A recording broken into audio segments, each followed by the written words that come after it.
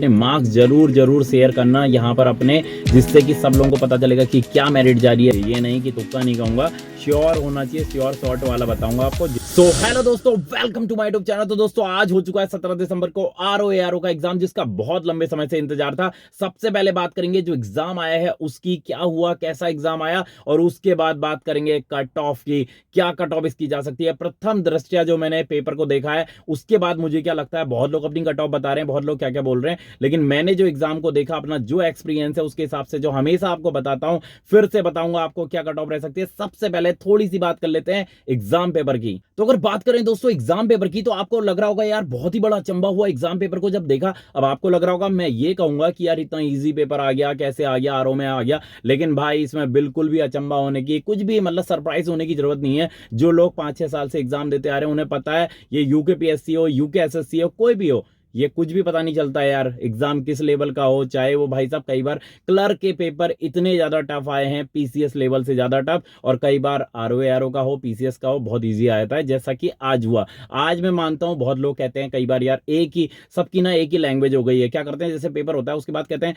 कि आज पेपर ना टफ था ना ईजी था, मॉडरेट लेवल था। लेकिन मैं कहूंगा जो लेवल का एग्जाम था, आरओ का प्री था, जो एक अच्छी पोस्ट है, बड़ी पोस्ट है, उसके लिए पेपर ईजी था। अब कुछ लोग बोलेंगे कि यार पहले अपने नंबर बताओ, तुम इसे इजी कह दे रहे हो, तुम्हारे नंबर कितने आ रहे हैं, तुम्हारा कैसा गया, उसके बाद हम कहेंगे कि सही में इजी था या नहीं था, तुम तो ऐसे ही बोल दे रहे होगे। तो भाई मैं पहली बात बताना चाहता हूं कि मैंने एग्जाम नहीं दिया, मैंने एग्जाम नहीं दिया, मैंने एग्जाम नहीं दिया। इसके दो कारण थे। पहला कारण था कि मुझे थोड़ा कुछ काम पड़ गया था, और दूसरा कारण था जो आप सोच रहे होगे ना कि ये बहाना बनाया कि मुझे कुछ काम था, सच में इससे थोड़ा बहाना भी बनाना पड़ा, लेकिन काम जरूर था। लेकिन दूसरा कारण था, वो सबसे महत्वपूर्ण था, कि मेरी 3-4 साल से तैयारी बिल्कुल नहीं हुई थी, पढ़ाई बिल्कुल छूट गई थी, कुछ भी तैयारी नहीं थी। तो मुझे लगा यार एग्जाम पेपर में जाके क्या करूंगा, इसलिए मैंने एग्जाम नहीं दिया। लेकिन अब आपको सीधे से आता हूं एग्जाम पे। जो एग्जाम मैंने देखा, मुझे ना देने के बाद जब मैंने पेपर देखा ना, तो मुझे बहुत ज्यादा बुरा लगा कि भाई मुझे पेपर देना चाहिए था। ये तो मतलब वही पेपर आया था, इसमें ज्यादातर क्वेश्चन, कल मेरी एक मित्र से बात हो रही थी, आपको बताऊं, उसको एग्जाम पेपर आने वाला था, जब आज ये पेपर होने वाला था, कल उसे बहुत डिप्रेशन हो रहा था।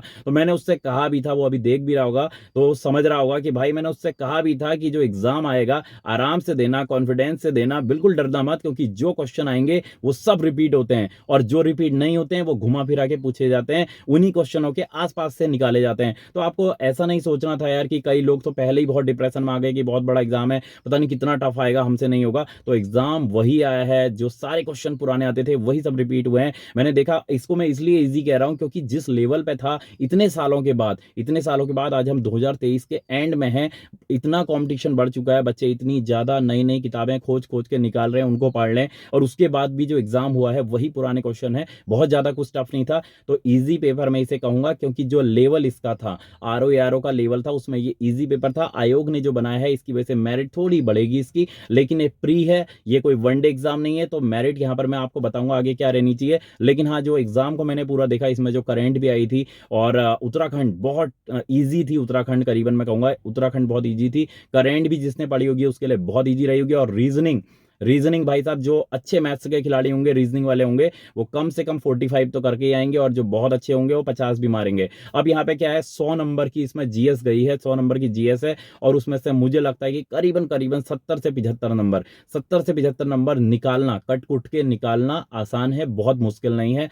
70 से 75, अगर 70 से 75 कोई निकाल सकता है, और जो रीजनिंग है उसमें अगर कोई एवरेज बच्चा भी है, मैं मानूं रीजनिंग का, आपकी मैथ्स का है रीजनिंग का, तो करीबन करीबन वो 35 से 40 नंबर, 35 नंबर के आसपास वो आराम से निकाल सकता है, जो एवरेज बच्चा है। और जो बहुत एक्स्ट्रा टैलेंटेड है वो 45 से 50 तक पूरे ला सकते हैं। तो 35 के अराउंड हम मानते हैं कि करीबन करीबन जो एवरेज बच्चा है 30 से 35 तक वो ला सकता है। 35 भी नहीं कहूंगा एवरेज बच्चे का, 30 से 35 ला सकता है। क्योंकि जो मैंने बार बार इस पर एक वीडियो बनाया था कि भाई इस पर ध्यान देना टाइम पे, क्योंकि टाइम 2 घंटे था, कम था। रीजनिंग टाइम खाती है हर बच्चे के लिए। हो सकता है कि आप लोगों को लगे यार रीजनिंग बहुत ईजी थी, लेकिन कुछ बच्चों के लिए थोड़ा टाइम खा जाती है। और जीएस इसकी ईजी थी, रीजनिंग भी ईजी थी, लेकिन टाइम कम था, 2 घंटे का टाइम था, इसलिए वो टाइम की वजह से बहुत लोगों के क्वेश्चन छूटे, बहुत सारे हैं। और बहुत सारे बच्चे देख रहा हूँ कि करीबन 120 अटेम्प्ट करके आए, कोई 130 अटेम्प्ट करके आए, तो इस वजह से बहुत ज्यादा डरने की जरूरत नहीं है। तो सीधे से अब बात कर लेते हैं भाई इसकी जो मेरिट रहनी चाहिए, जो मुझे लगता है कि इसकी मेरिट में अभी जो प्रथम दृष्टया एग्जाम को देखा है पेपर को, तो मुझे जो लग रही है यार जो मेरिट वो आपके साथ शेयर करता हूं, आपको बताता हूं। अब देखो हम जब मेरिट की बात कर रहे हैं तो भाई अभी कोई भी घबराने की जरूरत नहीं है। अभी तो आंसर की भी नहीं आई है भाई, आंसर की आ जाएगी और इसका तो रिजल्ट भी बहुत जल्दी जल्दी आएगा और उसके बाद फिर मेंस होगा। तो यहां पर मैं आपको जो मेरिट बताऊंगा ना, वो मेरिट प्रथम दृष्टया पेपर को देख के है, अभी आंसर की नहीं आई है। लेकिन करीबन अगर आपके इस नंबरों के बीच में आ रहे हैं तो मुझे लगता है कि आपका श्योर होना चाहिए, ये नहीं कि तुक्का नहीं कहूंगा, श्योर होना चाहिए। श्योर शॉर्ट वाला बताऊंगा आपको, जितने में आपका हो जाना चाहिए मेंस के लिए क्वालिफाई। तो करीबन मुझे जो लगता है, सबसे पहले आज बात करते हैं एससी वर्ग से। एससी वर्ग की बात करते हैं तो भाई मुझे लगता है 84 से 86 के बीच में, 84 से 86 के बीच में अगर एससी वर्ग के आ रहे हैं मेल के, तो उनको मेरे को लगता है कि भाई ये पेपर में उनका मेंस के लिए आराम से क्वालिफाई हो जाएगा।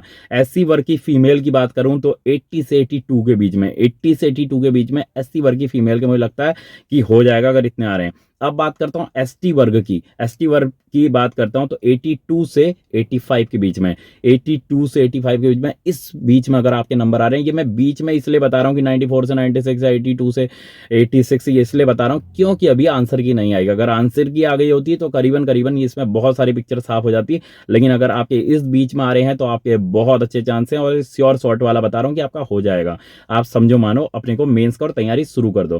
तो एसटी की 82 से 85, एसटी फीमेल की 78 से 80, एसटी फीमेल की 78 से 80 आ रहे हैं तो उनके बहुत अच्छे चांस हैं, सीधे सीधे उनका मेंस के लिए तैयारी कर लो। अब यहाँ पे बात करता हूँ जनरल की। जनरल मेल की बात करता हूँ तो 103 से 105। आप ये देख लो जनरल मेल का, क्योंकि पेपर इतना टफ नहीं है, मैं इसे इजी कह रहा हूँ क्योंकि लेवल के हिसाब से, क्योंकि बड़ा पेपर था, बड़े एग्जाम का था और वहां पे बहुत इजी पेपर आया है। तो 103 से 105, मतलब 103 भी आ रहे हैं ना तो आपके बहुत अच्छे चांस हो गए हैं और 103 105 के ऊपर आपके बिल्कुल बढ़िया चांस हैं। आप मेंस की तैयारी कर दो।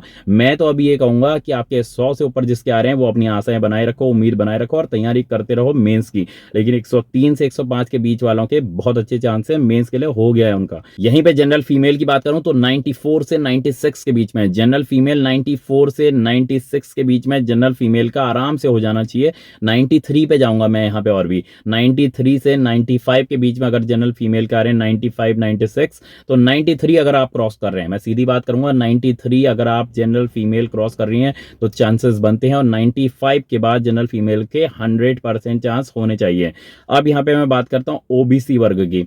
ओबीसी की वर्ग की बात करूं तो ओबीसी वर्ग को बहुत ज्यादा कुछ फायदा यहां पर भी नहीं होगा। तो 98 से 100 के बीच में, 98 से 100 के बीच में अगर ओबीसी मेल के, ओबीसी मेल की बात कर रहा हूं, 98 से 100 के बीच में आ रहे हैं तो बहुत अच्छे चांसेस हैं। ओबीसी फीमेल की बात करूं तो वही 94 से 96 के बीच में, ये भी 94 से 96 के बीच में ओबीसी फीमेल के अगर आ रहे हैं तो उनके बहुत अच्छे चांस मुझे लगते हैं मेंस के लिए। यहीं पे बात करें ईडब्ल्यूएस वर्ग की तो 97 से 100 के बीच में, 97 अगर वो क्रॉस हो रहे हैं, ईडब्ल्यूएस वर्ग वाले मेल की बात कर रहा हूं तो उनके बहुत अच्छे चांसेस हैं। और यहां पे भी मैं जाऊंगा ओबीसी के लिए भी और ईडब्ल्यूएस के लिए भी। ओबीसी और ईडब्ल्यूएस दोनों अगर 96 क्रॉस कर रहे हैं तो वहां से चांसेस शुरू हो जाएंगे। 96 क्रॉस करने से ओबीसी और ईडब्ल्यूएस मेल के चांसेस शुरू हो जाएंगे और करीबन करीबन अगर वो 96 98 पार कर रहे हैं तो उनके श्योर शॉर्ट चांस है 98 के पार में, ईडब्ल्यूएस और ओबीसी के। अब यहाँ पे ईडब्ल्यूएस फीमेल की बात करूं तो करीबन करीबन 93 से 95, 93 से 95 और मैं इसमें और भी पीछे जाऊंगा कि 92 अगर क्रॉस कर रहे हैं ईडब्ल्यूएस फीमेल तो उनके बहुत अच्छे चांसेस बन जाएंगे 92 क्रॉस करने पे। और 94 के बाद ईडब्ल्यूएस फीमेल का श्योर शॉर्ट होगा, उनका सिलेक्शन मेंस के लिए पक्का है। तो करीबन अभी जो प्रथम दृष्टया मैंने एग्जाम पेपर को देखा तो उसके बाद तो मुझे यही लगता है कि करीबन इसके आसपास मेरिट रहेगी।